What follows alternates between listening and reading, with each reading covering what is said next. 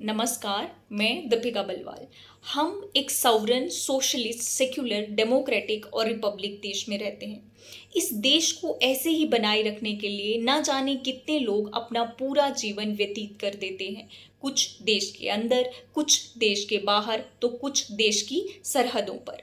आज हम एक ऐसे ही व्यक्ति के बारे में बात करेंगे जिन्होंने प्रजा ही प्रभु है के नारे के साथ देश में लोकतंत्र की एक बुलंद आवाज के रूप में 2.5 दशकों के दौरान बहुत सारे बदलाव को जमीन पर उतारा।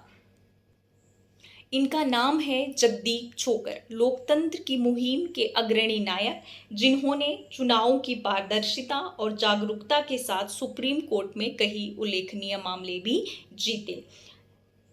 प्रोफेसर जगदीप छोकर एक प्रोफेसर होने के साथ साथ एक सिटीजन एक्टिविस्ट भी थे जो लोकतंत्र को बेहतर बनाने के काम में लगे थे। वह एक बर्ड वाचर और एक ट्रेन लॉयर भी थे।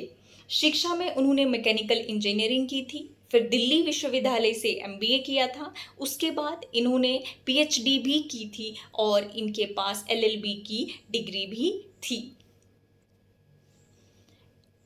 बात है 1990 के दशक की। प्रोफेसर त्रिलोचन शास्त्री नेताओं के आपराधिक मामलों से परेशान थे।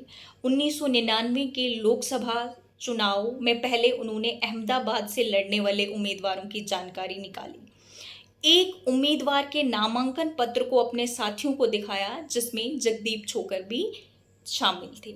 नामांकन पत्र को देखकर ये सब हैरान थे कि नामांकन पत्र पर सिर्फ नाम, पता, वोटर आईडी, पिता या पति का नाम पूछा जाता है।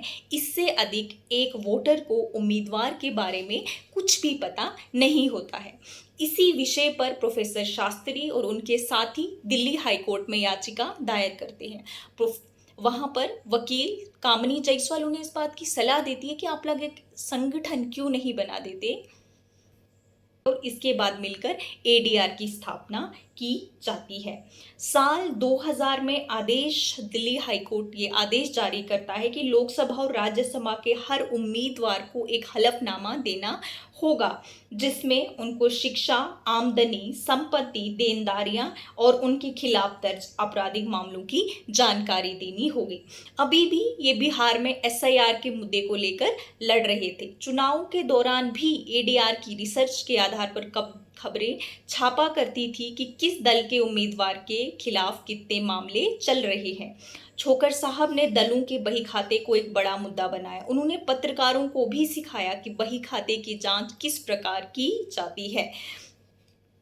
और एसोसिएशंस फॉर डेमोक्रेटिक रिफॉर्म ही वो संस्था थी जिसके लगे रहने पर सुप्रीम कोर्ट ने इलेक्टोरल बॉन्ड स्कीम को असंवैधानिक करार दिया था। इसके अलावा भी एडीआर और प्रोफेसर जगदीप छोकर ने कई मुद्दों पर काम किया है, जैसे कि कितने सांसदों के खिलाफ कितने आपराधिक मामले दर्ज हैं, किसके पास कितनी संपत्ति है, नोटा के वोट्स का विश्लेषण और भी कई चीज़ें हैं जिनका काम प्रोफेसर जगदीप छोकर और एडीआर की संस्था करती है। एक जीवन में इतने बड़े बड़े काम जगदीप छोकर जी के जीवन से हमें ये सिखाता है, ये बात सीखने को मिलती है कि एक साधारण सा दिखने वाला व्यक्ति भी लगन और दृढ़ विश्वास के साथ देश के लिए बड़े बड़े काम कर सकता है। प्रेरणादायक है इनका ये जीवन। भारत का ये लोकतंत्र हमेशा इनका कर्जदार रहेगा। देश के ऐसे वीर सपूत को हमारा नमन। जय हिंद।